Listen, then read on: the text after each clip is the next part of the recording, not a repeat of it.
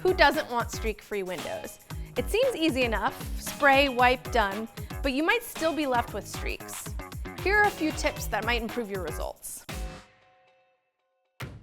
Successful glass cleaning depends on lint-free material, which is why you should avoid paper towels.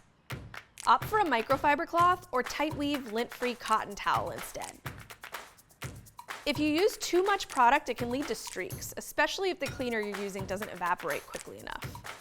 I don't always recommend specialty cleaners for every task around the house, but this is one spot where you want a dedicated glass cleaner.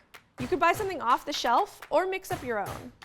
Lots of people love cleaning glass with a DIY cleaner called Alvincorn. And when you spray, all you need is a light mist. Or if you have small pane windows like mine, try spraying just a bit of product directly onto your cleaning cloth instead. Window cleaning definitely doesn't require the same kind of elbow grease as scrubbing out a dirty oven, but to do it well, you need to apply more pressure than you might be used to. And after your first wipe, you'll want to buff the glass with a second dry cloth, applying pressure here too. If any stubborn streaks stick around after you buff, you can wipe them away with some rubbing alcohol.